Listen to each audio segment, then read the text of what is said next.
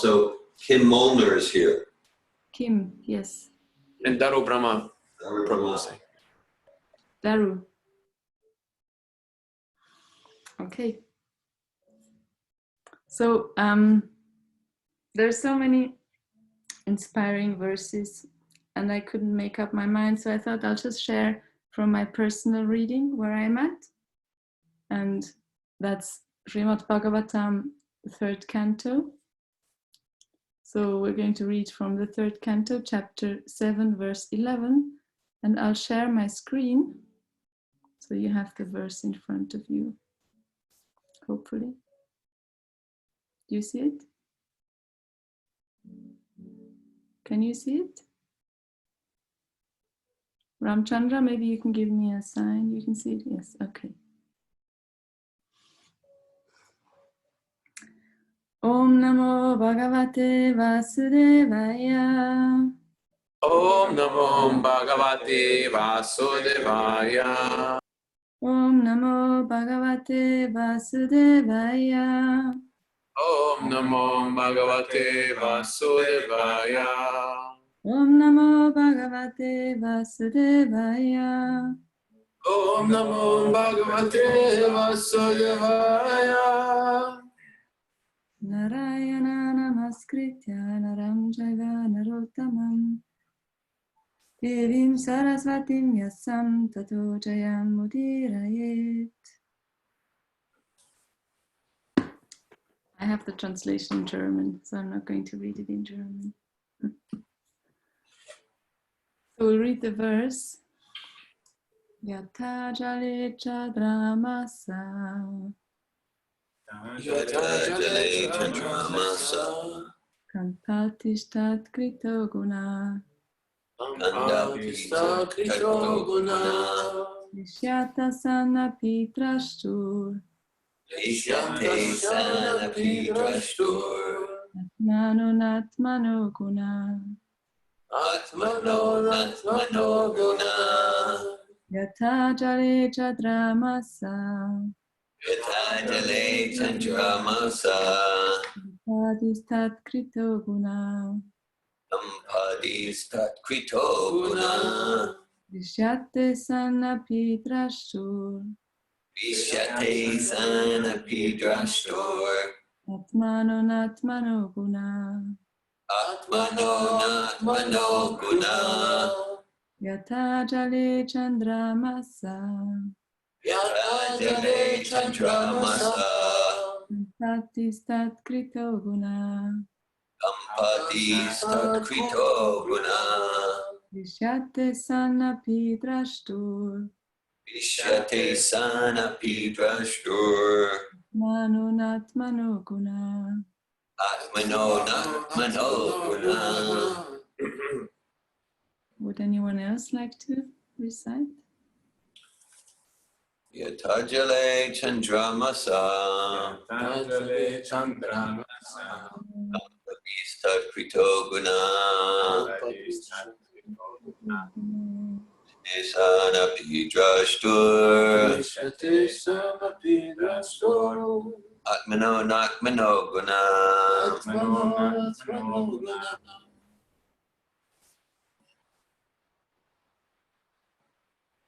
Yatha jale chandranasaha. Yata jale Istat krito gunaha. Kampadistat krito guna Shanapi drishtur. Vishyate sanapi drashtur Atmano natmano gunaha. Atmano natmano guna Yatha jale chandramasa Yatha jale chandramasa. Kampadistat krito guna Kampadistat krito gunaha. Drishyate san api drastur Vishyate Atmano natmano gunaha Atmano natmano gunaha.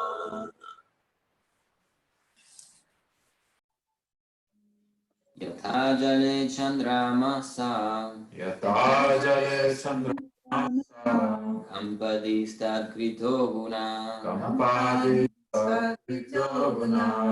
Drishyate sanapi drashtu. Atmano natmano gunaha. Yata jale chandramasaha. Kampadistad krito gunaha. Drishyate sanapi drashtu. Atmano natmano gunaha.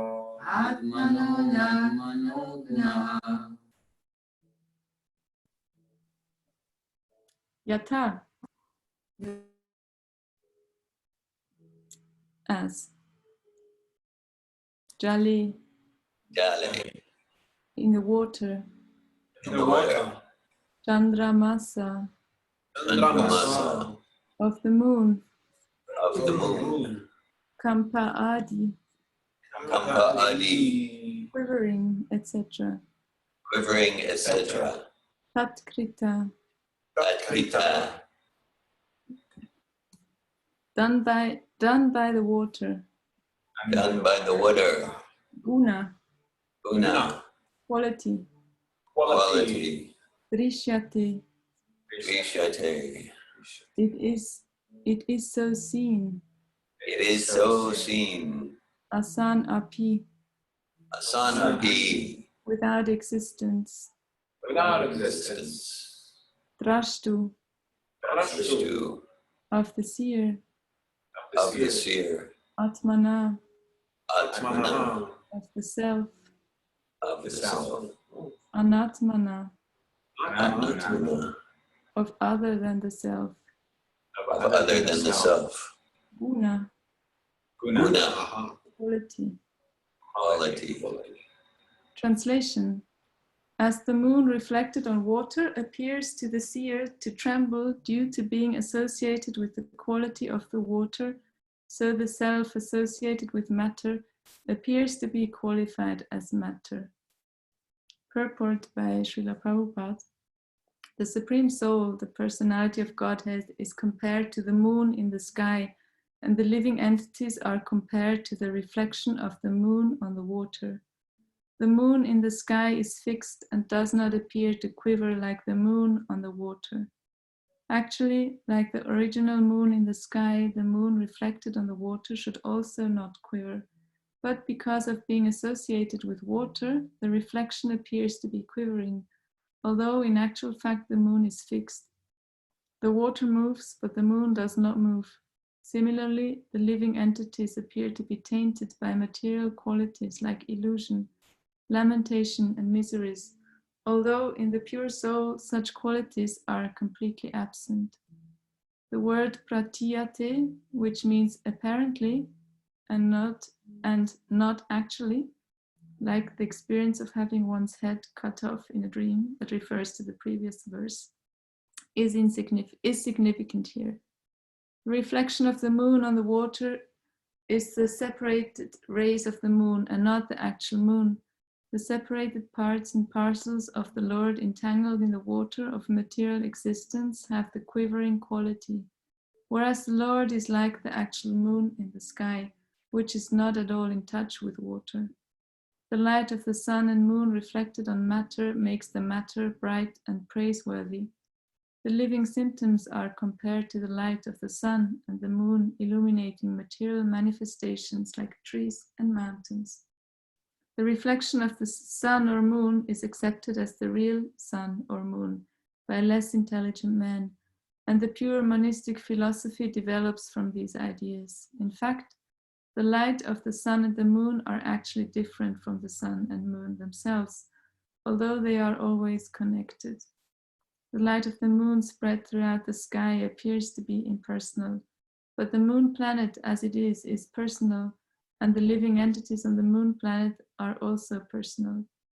In the rays of the moon, different material entities appear to be comparatively more or less important. The light of the moon on the Taj Mahal appears to be more beautiful than the same light in the wilderness. Although the light of the moon is the same everywhere, due to being differently appreciated, it appears different. Similarly, the light of the Lord is equally distributed everywhere, but due to being differently received, it appears to be different. One should not therefore accept the reflection of the moon on the water as actual and misunderstand the whole situation through monistic philosophy. The quivering quality of the moon is also variable. When the water is standing still, there is no quivering. A more settled conditioned soul quivers less, but due to material connection, the quivering quality is more or less present everywhere.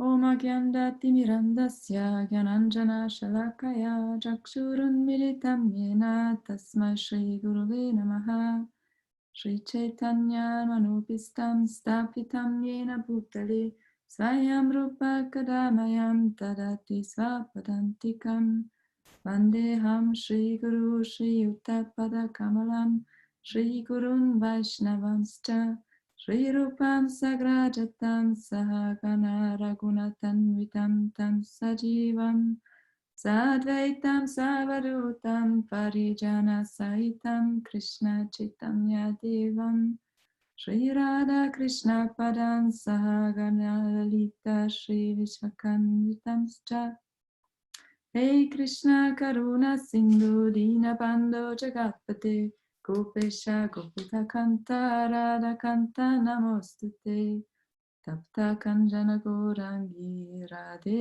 Vrindavaneshwari Vrishvabhanu Sute Devi Pranamami Hari Priye Panchakalpatarubhyascha Kripa Sindhubhya Evaja Patitanam Pavanebhyo Vaishnavebhyo Namo Namaha Shri Krishna Chaitanya Prabhu Nityananda Shri Advaita Gadada Shri Vasadi Gaura Bhakta Vrinda Hare Krishna Krishna Krishna Hare Hare Hare Rama Rama Rama Hare Hare Nama Om Vishnu Padaya Krishna Prishtaya Bhutale Srimate Bhaktivedanta Swami Niti Namine Namaste Saraswati Devi Gauravani Pracharini Nirvishesha Shunyavadi Paschatya Desha-tarini.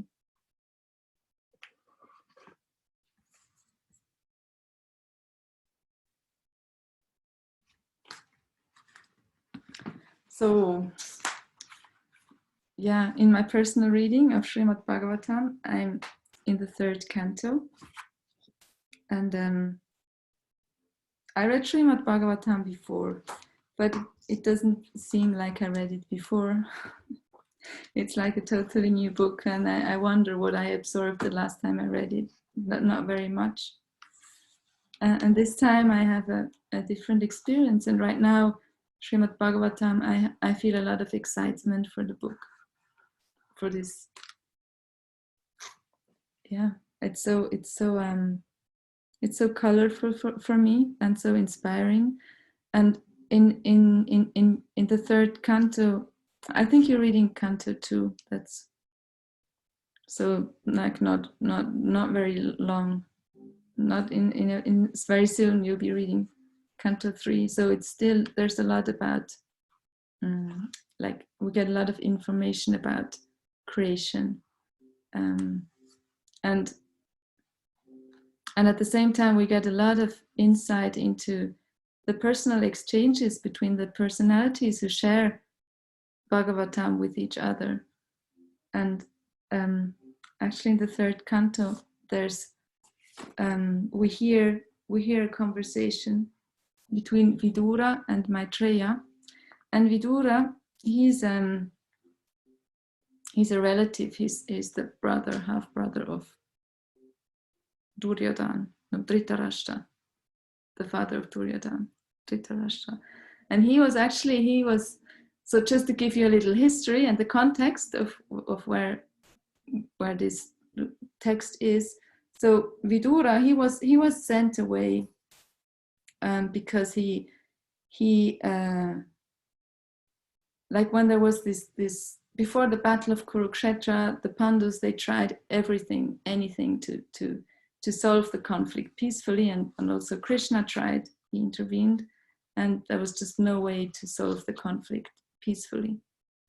And there's this situation where Draupadi gets dishonored, or they try to undress her in front of a whole assembly of men, and then Vidura, he's actually the only person who says something. He's the only person who gets up and says, like, this is not proper, and he tries to stop it. And then he's sent away because Dhritarashtra, he just wants to this war to happen with Duryodhana, and he doesn't want Vidura around, and he's sent away. And Vidura, he travels the world. He's on a pilgrimage, and he travels for a long time to different holy places, and then he returns, and he finds that Krishna is gone, all the Yadada, everyone's gone, all his family, everyone's gone. And there's just one person left, which is Uddhava, which is a friend of Arjuna and Krishna. And so he meets Uddhava, and and he asks, well, what happened? Where is everyone? And Uddhava shares with him his memory and what happened. And he says, well, I'm just on my way to, I don't remember where. Uddhava is just going to go somewhere. And he says, but Vidura, why don't you go and visit Maitreya? Maitreya, he's waiting for you, and he can tell you more about Krishna. He has more information for you. So Vidura, he travels to Maitreya, and then they meet. And just this incident for me is such an inspiration. Like, to travel from where Vidura was to travel to Maitreya was a very, very long journey. And there was nothing more important for Vidura than to take this journey and to go and meet Maitreya and hear from him. Like the urgency that was there in Vidura. And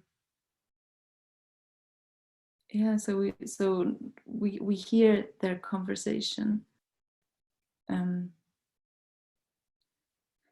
And so in chapter 7, Vidura is asking many questions, and then Maitreya responds either by like sharing from him or by sharing about a conversation he had heard, and so there's all these conversations in conversations. But so Maitreya shares or responds to the questions, and in chapter 7 Vidura asks further questions, and his questions are like, how come the Supreme Personality, that he is in matter, but at the same time he's not. So how is he connected to the material modes? And he wants to know, how come that at all God created Krishna, the Supreme Personality, how come he created the modes? How come he created the material universe? And then similarly, he wants to know, like, if the soul is pure and blissful and joyful, how come the soul gets covered? How come the soul forgets? And he also wants to know, like, so if God accompanies every soul, every living entity, like as super soul, as Paramatma, how come, and is there to give guidance, wisdom, knowledge, all of that, how come the conditioned souls, we experience so much misery? So, and I love those questions because I have the same questions. And Maitreya, he responds to these questions. And actually Maitreya, he doesn't give a lot of, there's just a few verses where he responds, and Vidura says, okay, my doubts are gone. So it's not as simple for me. I can read and hear again, and my doubts, they're still here. They come up again. And actually Maitreya's response is really moves me. he says God actually created the modes. He created the material world for the illusion souls. So the material universe is actually a gift. It's a service from God to us. And that we perceive that God created. It's not that He created this world and therefore we somehow came in contact and got illusioned, got covered, got lost, confused. It's no. We were actually before. Illusion was first. We were confused. We were having some blackouts. I don't know what. Something was happening, and God, the Supreme Personality, created a place for us to be, to explore this illusion, to experience this illusion, and the soul actually itself, it's the purity is never lost. The clarity, the bliss, the joy of the soul, it's never lost. And what happens when the soul comes here, or when we come here, we have a our idea, our conception of who we are gets confused, gets covered, and we identify with that idea of self that we have. We no longer identify with who we really are as joyful and blissful and connected to God. Like we identify with the concept we have of ourselves, the concept that changes. Like we can, concepts change. We can have a concept of what came to my mind as a practical example maybe is like the concept I'm not worthy or I'm not lovable. That's a concept, and I created that at some point. Or the concept, like more gross, the more concept I'm a woman, or I'm this body, and it's a concept, and in the next life I'll have a different concept, and it changes. It can change in a lifetime many times, and when we identify with that, we get into trouble. We get lost. We get lost. It's like identifying with the water that moves. It's always in motion. And Maitreya gives a very simple response. He says like the way to diminish or to change this concept is through the mercy of God and through the process of devotional service, through chanting and hearing. It's a very simple response. But how simple is it to actually apply that in our lives? To really come to a place of, like, with the example I give, I'm not lovable. I am lovable. Like as a soul, the soul is loved by God. That's a fact. To come to this realization that this is true in every moment, wherever I am, whatever I'm doing, whatever the soul is loved, is always loved. To come to that realization, it doesn't seem so simple to me.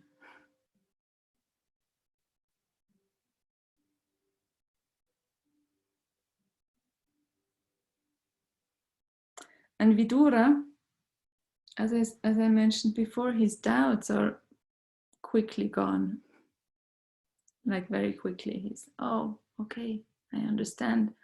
And then he starts to express his understanding of what Maitreya said.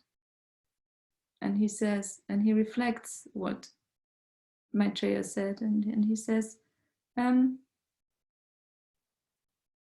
oh, actually, like, so how we can diminish the misery, how we can get out of this illusion, like, and understand who we really are, like let go of any concept about ourselves, and connect with what's real, what's true.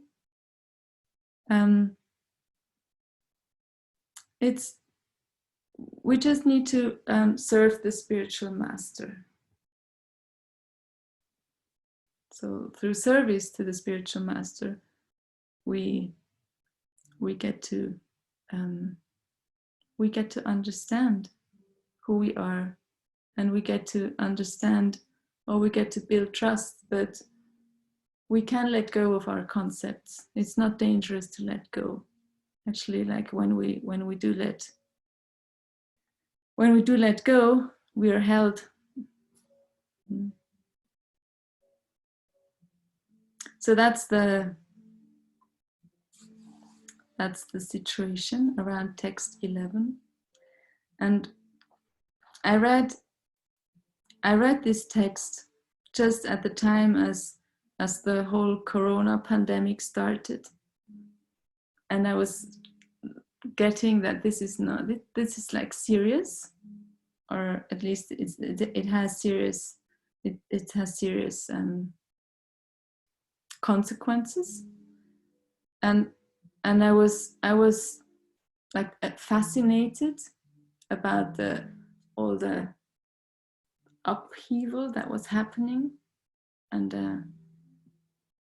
I was at the same time thinking, well, actually my study of Srimad-Bhagavatam gives me like a much bigger picture. So now it seems like the world is chaos, and everything's unsettled, and the perspective that Srimad-Bhagavatam gives, like there's descriptions of the whole history of not just of a lifetime of a human being of 100 years, or like as modern history goes back maybe 2,000 years or sometimes more, but 2,000 years.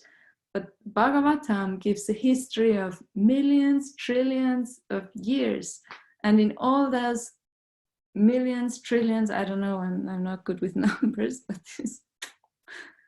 there's so much change, there's so much tribulations, there's so many waves, there's so much chaos, and then the situation now, it's with corona, it's actually it's nothing new. And in fact, if I look at some history given in the Bhagavatam about like the history of God's life, the history of our universe's life, or the life of the Supreme Personality of Godhead, there have been much worse situations of the planet Earth sinking into the ocean and being drowned, and just there has been a lot more severe situations and challenges, and the world continues to exist. Living entities continue to exist, and at this point I read this verse, and it was it was a confirmation, and it was also soothing for me, giving me trust. Okay, so right now the water is like very moving. There are a lot of waves. But actually the moon, like the self and the Supreme Personality of Godhead, like the spiritual energy, that's not moving. That's still.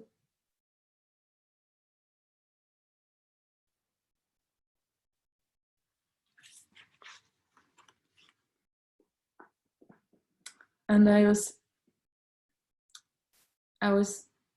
and like, yeah, in my personal relationship with Srimad-Bhagavatam or spiritual life, there's times when I feel very alive, and there's times where I feel very like somehow dead, like not much is happening.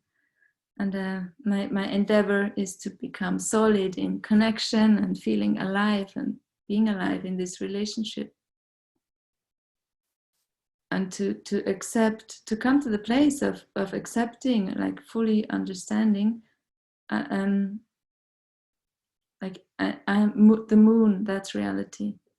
And the movement on the water, the reflection, that is actually not. It's real, it's there, but it's always going to change.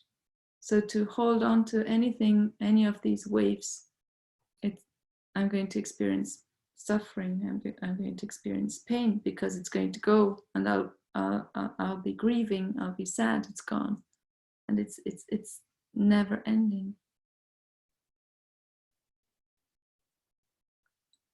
Yeah. So how do we become solid in understanding that the moon doesn't move, that Krishna is real, that our relationship to him is real, that we're spirit souls, joyful, blissful, eternal.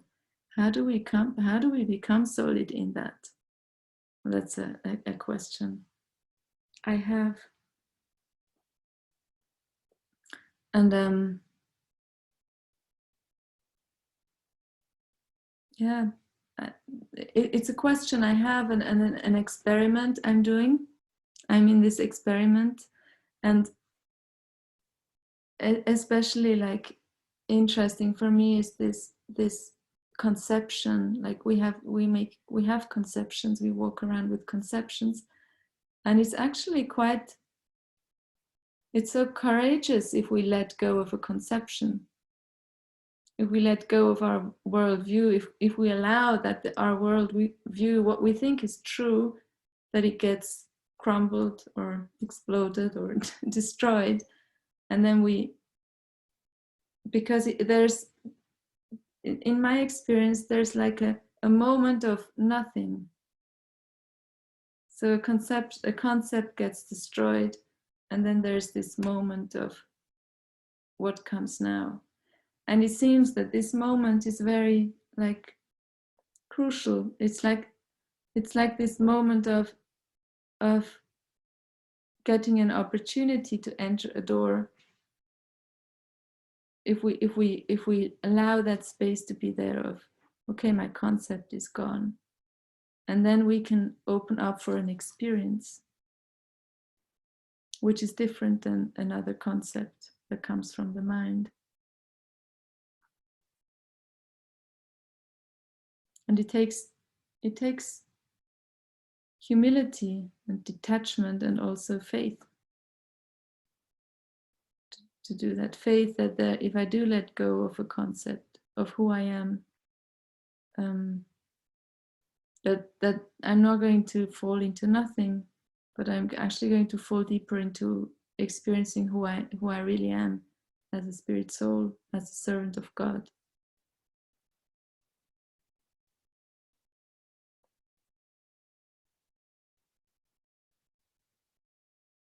And yeah, what I'm contemplating on related to this verse and to this question of how can we become solid is that Maitreya's response is that the miseries go away through mercy, God's mercy. That's like one. And also devotional service with detachment. And yeah, it seems like God's mercy, it's something I try to understand with my mind, and perhaps it's not possible to understand with our mind what mercy actually is. But it seems sometimes that if I just wait for God's mercy, it's quite a passive, it can be quite a passive state of life, because then I'm just waiting for mercy to come, and perhaps it will come or not. And then there's also this information we get that God's mercy is always here. It's always here. So more powerful or in addition, or as a balance, it seems that this devotional service in detachment, I was interested to read devotional service in detachment. That's something we can actually do. That's something we can become active. I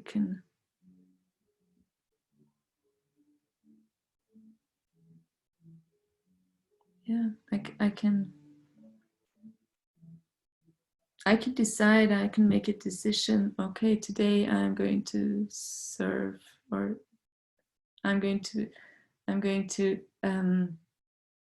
make an endeavor to do what I do for Krishna, to remember him while I'm doing it, or to remember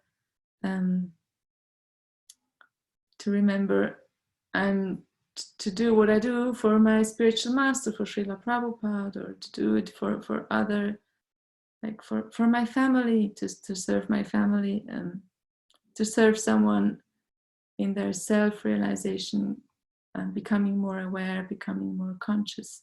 So that's something I can actively do. And at the same time, my experience is that I can make such a decision and I can totally fail. I can take a decision. Okay, so this I'll start cooking and I'll remember Krishna, or I'll chant.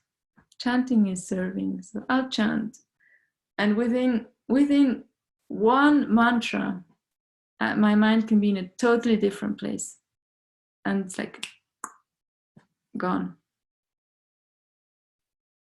Yeah, so it takes my endeavor, and it takes my endeavor, my faith, my detachment, my willingness to restart every moment. And it becomes very, for me, it becomes very obvious in chanting. When I sit and I'll tell myself, okay, I'll chant so that I hear myself. And I'll chant just one mantra and I'll focus on one mantra. And then after half a mantra, I'm somewhere else. And instead of giving up or getting angry or upset, just say, okay, I'll start again. Next mantra. Same process. And start again. And then throughout the day, like every minute, every hour, to just notice, oh, I'm just totally somewhere else. I'm just totally absorbed by the waves. And I'm focusing on the waves, and I'm moving with the waves, and I just forget that the moon is actually not moving at all. Yeah, so I like this word, is detachment, devotional service in detachment.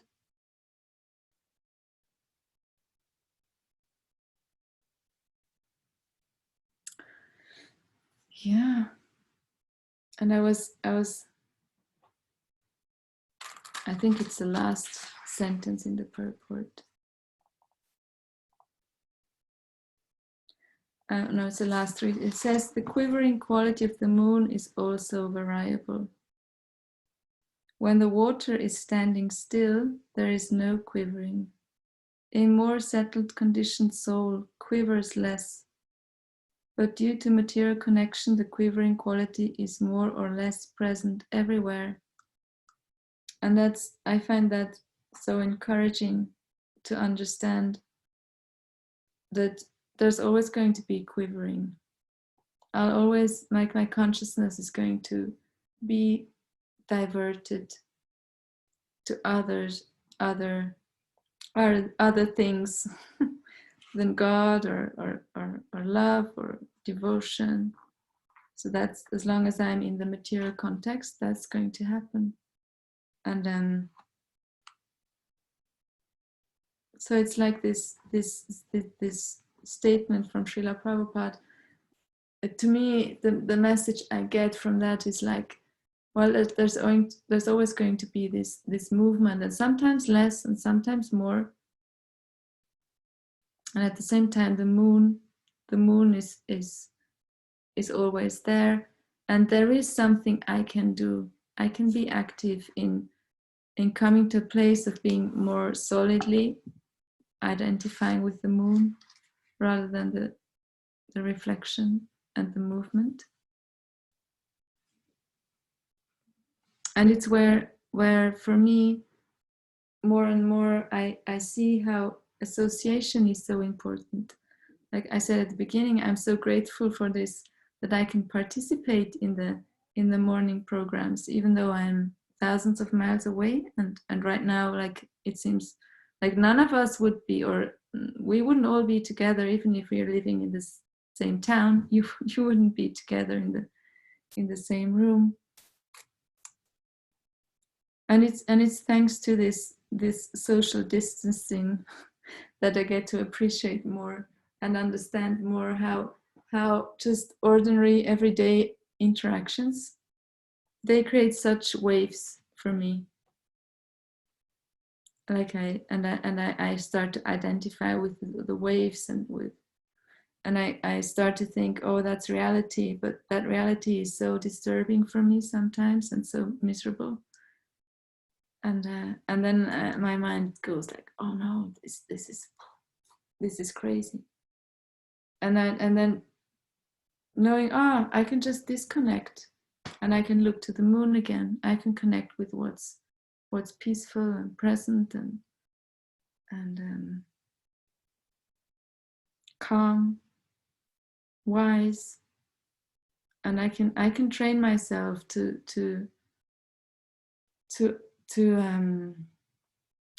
go to that place. It's for me, it's like going home, and to understand I can go home anytime, and I can train myself to go home more and more, like naturally or easily, make it at a priority to go home, to go to the place, to the consciousness where there's no craziness, where there's no movement, where there's not no movement, but no disturbing movement. And to become solid in that's actually reality, the lasting reality. Yeah, so association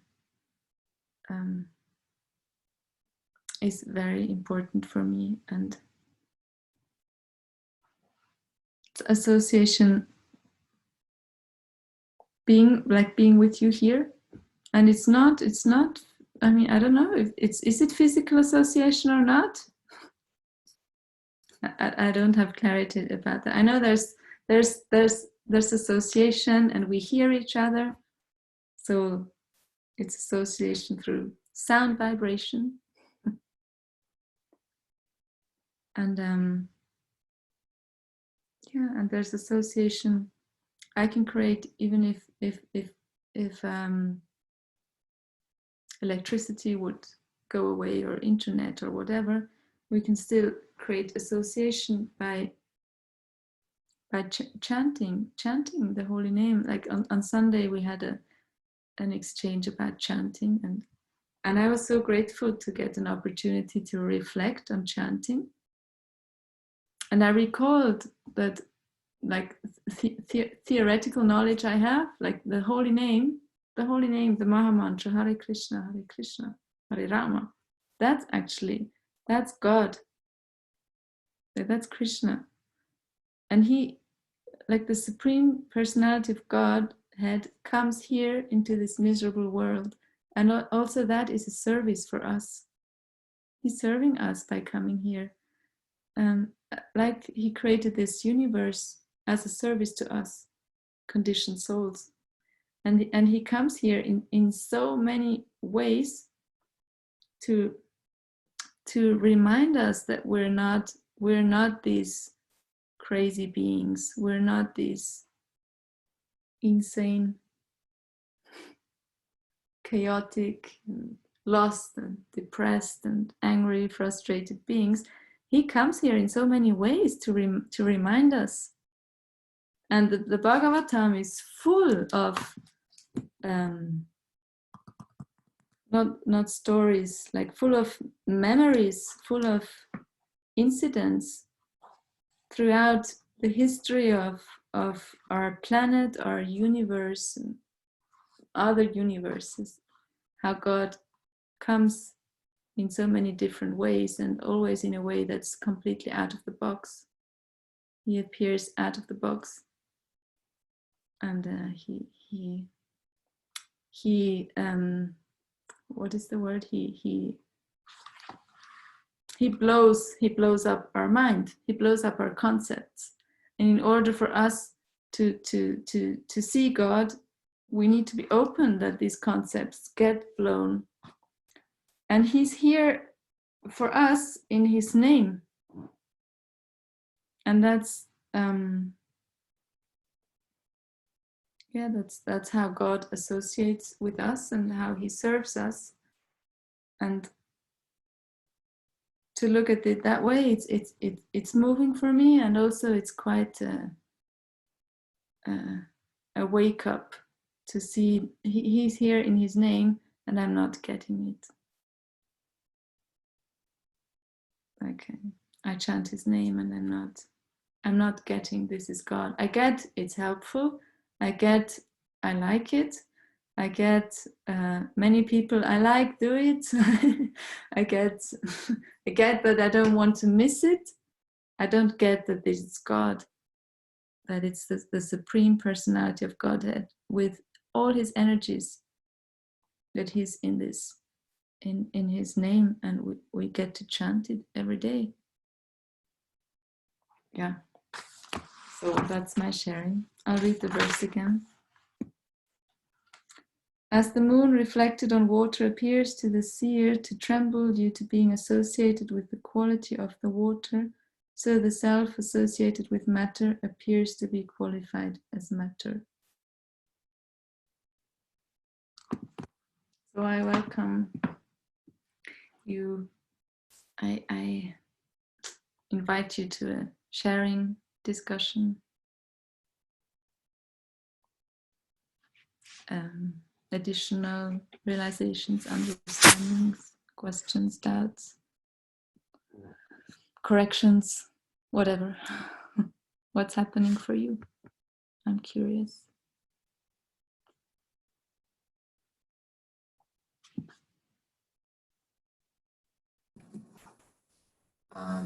Thank you for class, Anandini.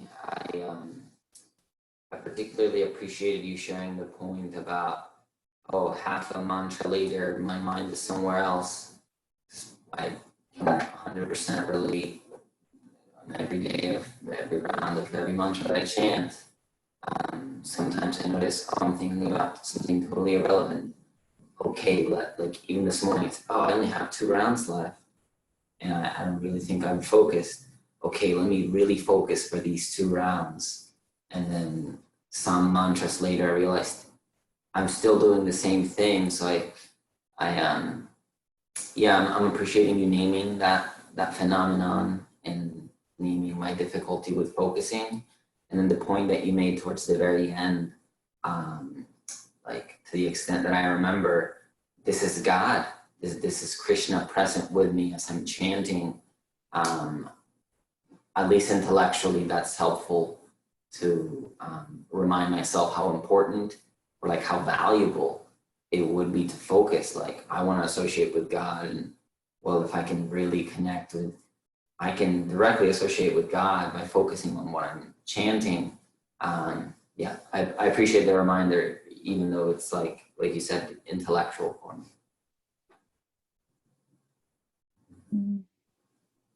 Thank you, Izzy. Thank you so much, Anandini. I was deeply appreciating the poetic nature of this verse. I find it to be such an appropriate metaphor, and I was appreciating hearing your experience of it and your thoughts around it. And I've been reflecting on how Srila Prabhupada ends the purport talking about how a more settled, conditioned soul quivers less, but due to material connection, the quivering quality is more or less present everywhere. And yeah, just thinking of that in relation to how if we want to cultivate sattva guna, we want to cultivate balance and equanimity and goodness, piety, and at the same time, it's the nature of this reality that we'll tend to not be perfect in those things, and that's not an impediment to endeavoring to serve. And also what you were sharing about how, yeah, coronavirus isn't like something, like the circumstances around coronavirus aren't something new, like disease, fear, constraints, disease, yeah, all these things are so common, really, and I appreciate you emphasizing the opportunity that we get when we get shaken, when we get when our worldview, our concept around something gets shattered, and there can be like this moment of purgatorial, existential, like, rah, but it's such a blessing. Like, it really, if we can look at it as like, okay, now I get to reassess what my life really is, why I'm doing what I'm doing. Then these opportunities are such a gift from God, and I see it in a way as like a challenge that we're trusted with, and we can, yeah, take it as an opportunity to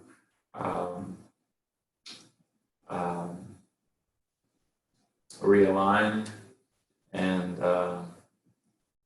create a deeper purpose and fulfillment and connection with Krishna, with that unshakable moon.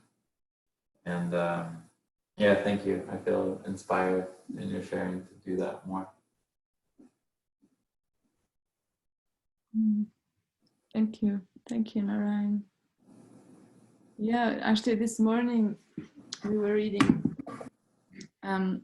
We have a small morning program, Paramatma and Amanda and myself, and we were reading a verse from Bhagavad Gita about devotional qualities and demoniac qualities, and then there's also this mentioning about like someone who's like turned away from God, like a demon, someone turned away from God. He holds on to his own concepts of self, like so he's holding on to his own ideas and concepts, and as though they're most important. And yeah, I hear like you're appreciating this, like looking at this process, that actually to let go of concepts, it's an opportunity. It takes courage, but it's an opportunity.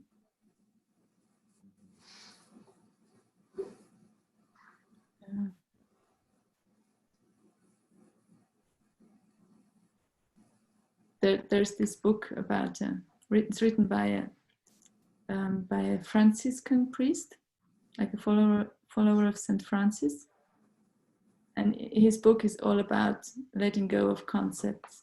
And the title of the book, it's in German. It says like, one who lets go is held. And I find that title so appropriate. Like, when we let go of our concepts, we're held by God. Like, God is there to hold us. Thank you, that's beautiful.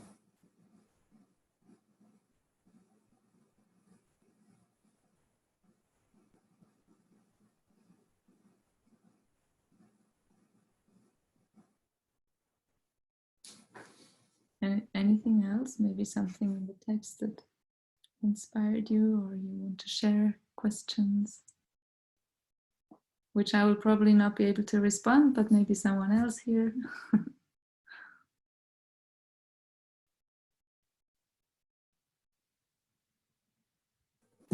Well, since no one has any questions so far, I want to make the connection between the last part that you shared about that book, "He who lets go is held." And you mentioned the story of Draupadi. And Malini recently shared with me something along the lines that she was praying to Krishna, please help me, but she was also holding on to her sari and nothing was happening. And then once she let go, then she was held, then she was supported by Krishna with the infinite sari. So I'm appreciating that connection. Yeah, thank you. That's beautiful. Yes. We hold on to our conceptions, and then they're like a dress. They're like a sari. Mm.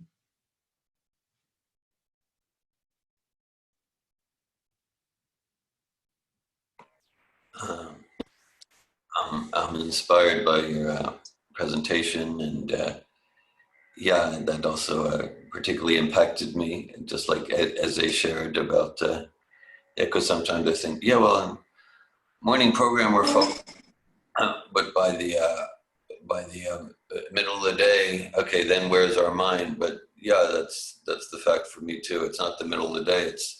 It's by the end of the mantra. It's 2 seconds later. And so there's that stark reality, which could be discouraging.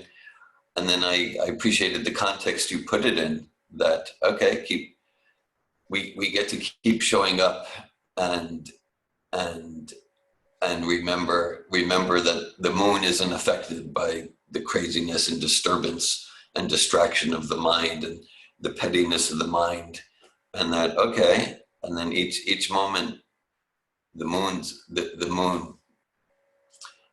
the spiritual reality is it's very dynamic, blissful, and it's completely peaceful. It's not disturbed by the waves, and like how I think Narayan expressed that related to there's always going to be disturbance, and to the extent that we cultivate at least sattvic qualities, then we're less and less disturbed by the disturbances. And the nature of the world is disturbances, whether in the form of a pandemic or what's happening in our mind, or disturbances related to old age, disease, death, like that.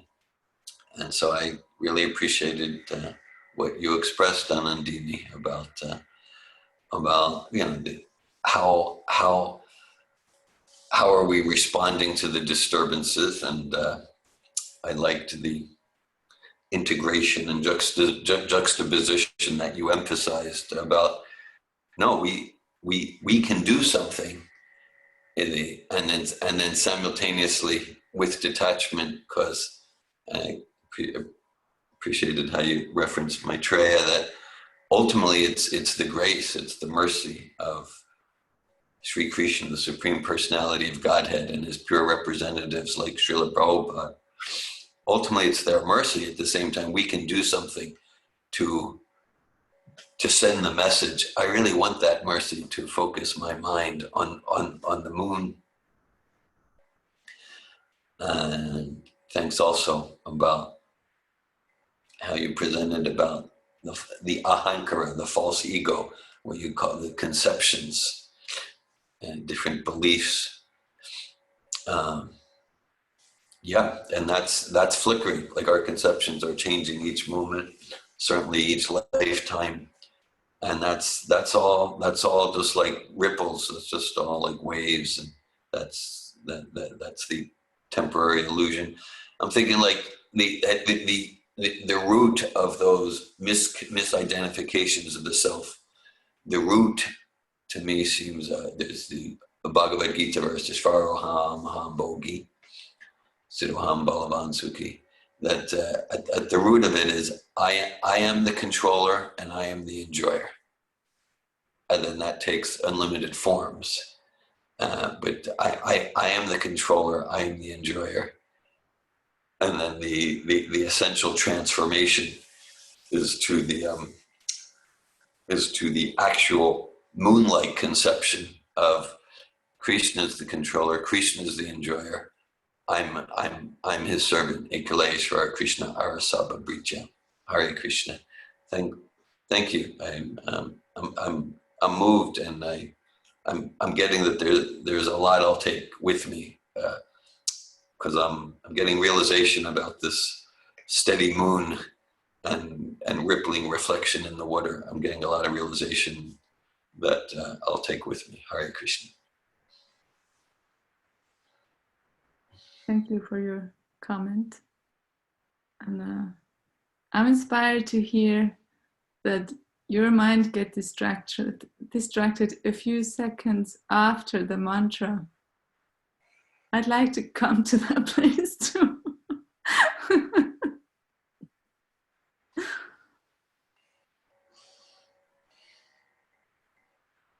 Hare Krishna. Hare Krishna. Hi, Anandini. We haven't met, but it's really wonderful to hear your class. Just want to express my appreciation, first of all. And yeah, a couple of things I'll share. The idea of being held, letting go and being held, that leap of faith is really powerful metaphor. I see how I want to immediately create a new concept. Now I have a Krishna conscious concept of Tyler, or a spiritual concept. So seeing that, and your description really helped me identify that, and also identify how what I really want is experience. So yeah, I'm going to try to keep letting go, even though I see how I don't want to. And the other point I wanted to share is, that idea of how that kind of what you started with at the beginning. How do we how come there's so much misery if Krishna is always with us, if we're spiritual beings? Why do we have that misery? And that reminds me of another text that I get a lot from, that I've shared on some of other classes, called A Course in Miracles. And it's described as a tiny mad idea, this idea of kind of separating from God, and the tiny mad idea that we took seriously and forgot not to laugh at it. And one of the teachers that I like a lot, he asks, a lot of people will challenge, well, how could this even happen? If God is perfect and I'm part of God, how could I be having this experience of separation and pain? And this teacher will always ask, well, I don't really have an answer, but it's not really a question. It's more of like you're making a statement in the form of a question, and you're basically continuing to cling to it. So the point is,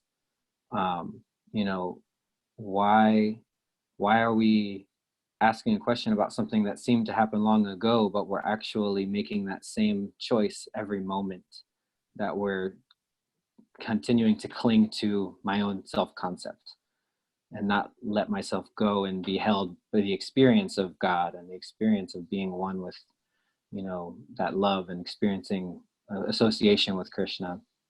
So I wanted to offer that, and that's something that resonated with me a lot.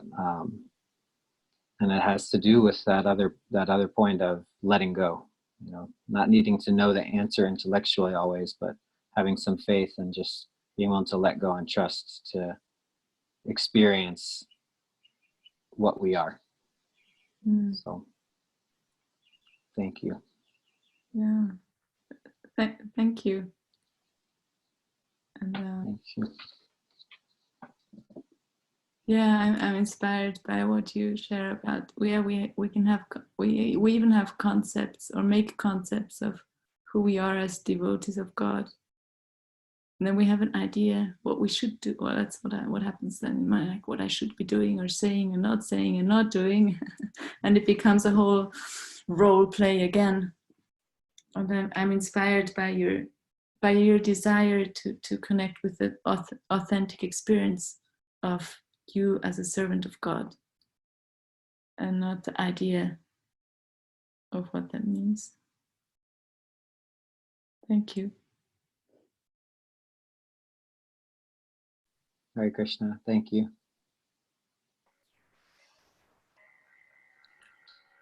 I appreciate that phrase, Tyler. You get it exactly, but you use some phrase from Course in Miracles. It's a tiny insane idea or something like that. That's a potent phrase. Yeah. So, because this idea of, well, yeah, when did we become disconnected from God, from Krishna? Srila Prabhupada emphasizes we never became disconnected. We're not disconnected. We forget that we're connected. And so Maya means that which is not. And so we are parts and parcels of Krishna. We're always connected. And so that's encouraging. We're always connected. We can't disconnect ourselves. We've never disconnected ourselves, and we're connected right now. And Maya means we forget that we're connected, and we act in that forgetfulness. And maybe an analogy is just like, let's say, a person.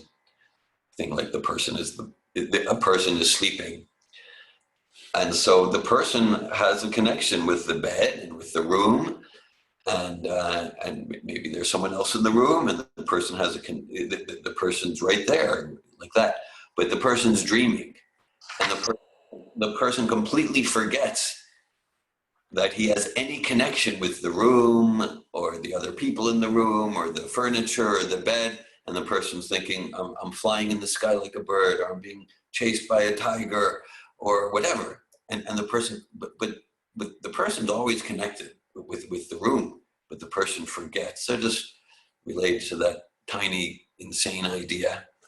Yes, it's actually insane that we're to even think that we're disconnected from Krishna. And again, Srila Prabhupada says we're always connected with Krishna. Maya means we forget. Thanks for that, Hare Krishna.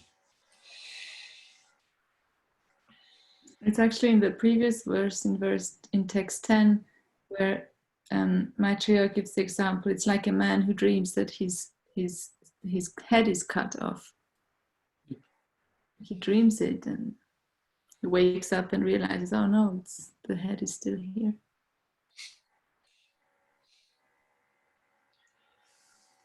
I see Kim. Kim has her hand raised. Oh, Kim? Kim. Hey, here I am. Yeah, I just want to thank you so much for the program this morning. It was so beautiful. And this verse, I want to remember it. It's just wonderful. One of the things that it made me think about a little bit was, well, you'd mentioned how, in a way, COVID has, well, for me, I know it's brought me almost to be able to be at this class mentally every day. I don't know if I would be here without COVID. So I'm grateful in a way to it. And then it also makes me think about how in a way you could look at it as if this worldwide pandemic has almost stopped the quivering a little bit for everybody. It's kind of quieted the waves and the quivering.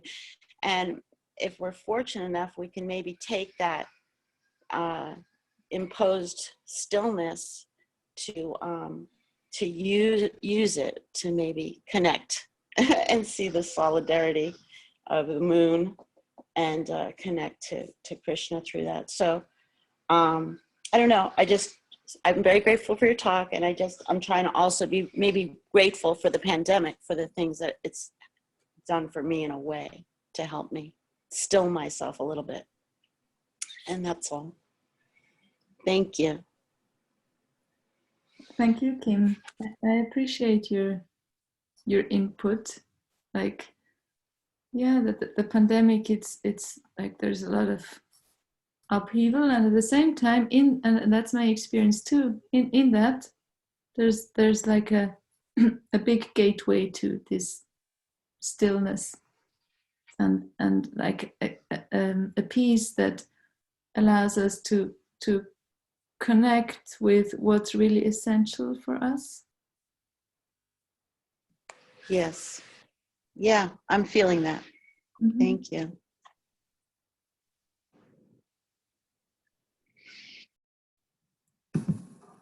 I was reflecting just some different words around some of the same things we've talked about. Thinking about how most of the time I'm focused on the quivering, and I see that many of us are, and that's like being in obstacle consciousness, and to have clear intention for consciousness and the results. If we're thinking of that ultimate goal being a loving exchange directly with God, with Krishna, then yeah, that seems so much, that's so liberating to me.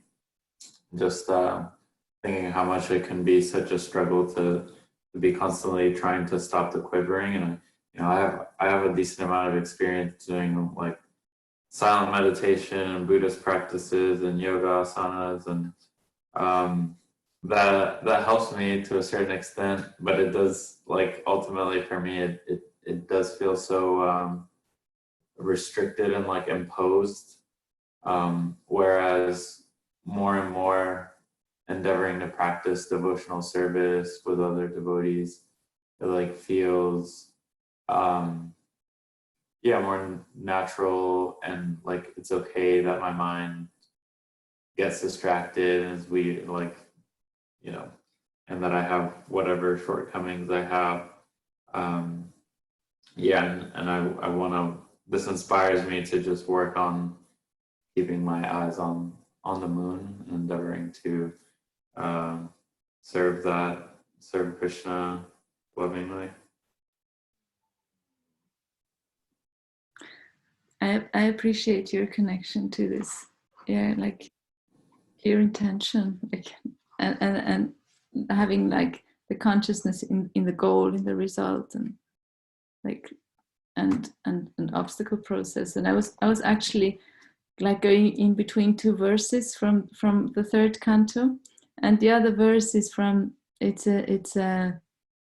we hear about Brahma when he was just about to create the universe, and he had no idea how to do it. He was how can I create this universe? And he was praying to Krishna for guidance, for insight, and then Krishna says in this verse, Krishna says, it's in my own words, he says, actually what you're praying for, it's already done. It's going to happen anyway. And that reminds me of, like you're sharing, reminds me of that other verse I was contemplating on choosing for today. Like that when our consciousness is aligned with God's will, with what makes him happy, what gives him joy, then that's already happened. Like for us, there seems a way, there seems like some time to get there. But from Krishna's point of view, it has already happened.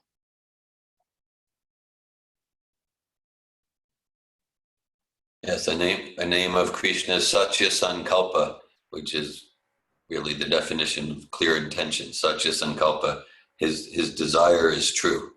His desire is true, and for one who's a pure devotee of Krishna, not affected by the ripples, then such a pure soul is also Satya Sankalpa.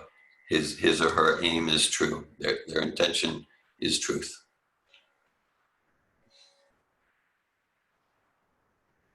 Hare Krishna. Yeah. So it means if we have a desire to be solid in our chanting, focused in our chanting, that's going to happen. And in the meantime, we can perhaps remember that we can also laugh about this little idea we had. I don't remember the words from the Course of Miracle, but this little idea we had that led to this illusion. This tiny insane idea. Tiny mad idea. Tiny mad idea. Yes, at the same time we can perhaps remember to laugh about it sometimes. Hare Krishna. Thank you. Thank you, Krishna. Thank you, Anandini, for the sharing, and everybody for sharing. I have a question for you and everyone else. And like when I hear this concept of letting go and letting be, so we can be held by God, it really touched me. It's like, okay, that's what is on the other side. If I let go, God comes into my heart suddenly. But I feel that there's like a big gap between that, which for me it's filled with like fear and like sort of like a void. I don't know. But I was wondering if like, what is it for you, like this period in between letting go and letting be held by God? Like, what do you feel there in between that? Yeah, thank you for your question. Like the past year and a half gave me many opportunities to experience this gap. And I experienced a lot of fear, like intense fear that kept me awake at night. I had physical symptoms of fear. So yeah, I can relate to what you're saying. Like I experienced deep fear and emptiness. And it took me a lot of courage and support, and I guess mercy also, that I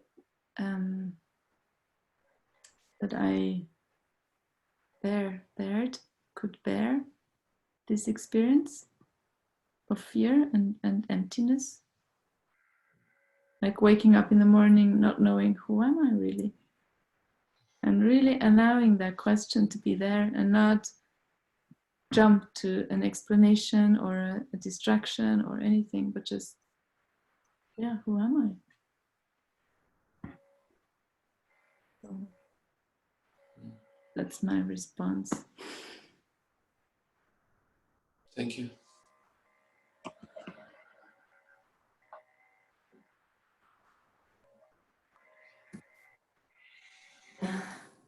Yeah, I like Anandini. Thank you for your sharing with the Bhagavatam and your experience, and the let go of who we are all the time is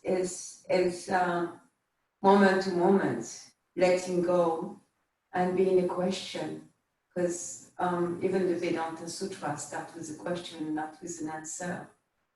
And I like that, to like not needing to control who I am, not needing to control any concept. And like Eze earlier, he was sharing about Draupadi. And I can imagine that Draupadi, for her, she's a chess woman, a Vedic woman. She never like presented herself without like being completely covered in front of men. What to speak about being in an assembly of men? She lived with women. She only have connection with her husbands, and she's all of a sudden she come in the big assembly like there is only men and all looking at her. How terrifying that situation must have been for her. And then not only that situation in itself was terrifying, but then like being pushed around and then I think Dushashan, no, what's the name of the person who wants to disrobe her? Dushashan, correct. Dushashan. like really wanted revenge because he wanted, like at the time of her Swayambars, there was so many princes who wanted to marry her. And then, I imagine the terrifying fear she must have felt from the start of entering that assembly to the moment like it started to pull her sari. And then, her fear was leading to control who she is. She's a woman, a chess woman, or whatever. And to want to control to something she couldn't control. She was a woman. She couldn't fight with the man's strength of pulling her sari. And only when she was able to, okay, I'm going to be naked in front of all of them, but I'm going to call to Govinda. And when she let go of control, 100% controlling who she is, controlling how she will appear, controlling how they will see her, and really like gave herself to, hey, Govinda. Just until then, Krishna didn't show up.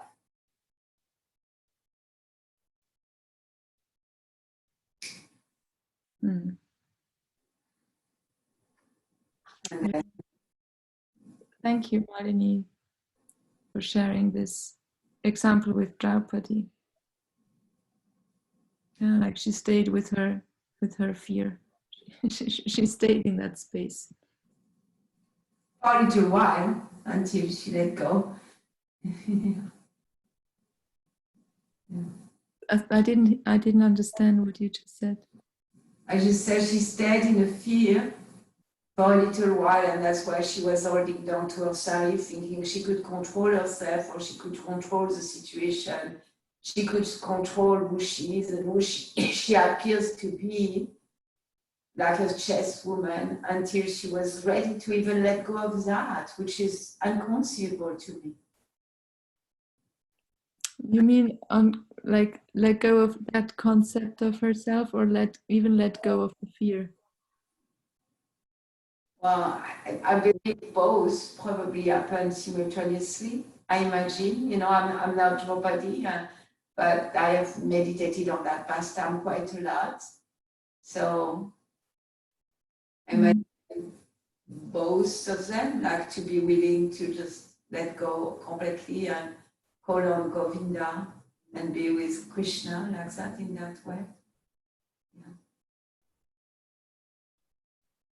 Trusting, fully trusting that whatever happens, it's going to happen. I don't know what it is, it's going to happen, but I'm going to be feelingly be with Krishna, calling on Govinda.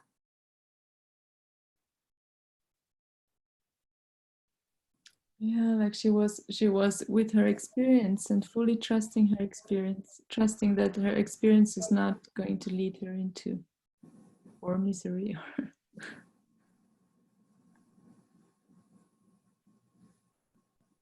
Thank you. Thank you. I'm not sure about your timing. It seems like, I could go on for longer, but I think time is. Yeah, it's 9:30 here, 3:30 for you. I think it's appropriate time to bring closure and completion. Yeah, so thank you. I appreciate being with you. Thank you, Anandini. Srimad-Bhagavatam ki jai. Hi, thank you. Hare Krishna. Krishna. Hare Krishna. Hare. Thank you, Anandini. Wonderful.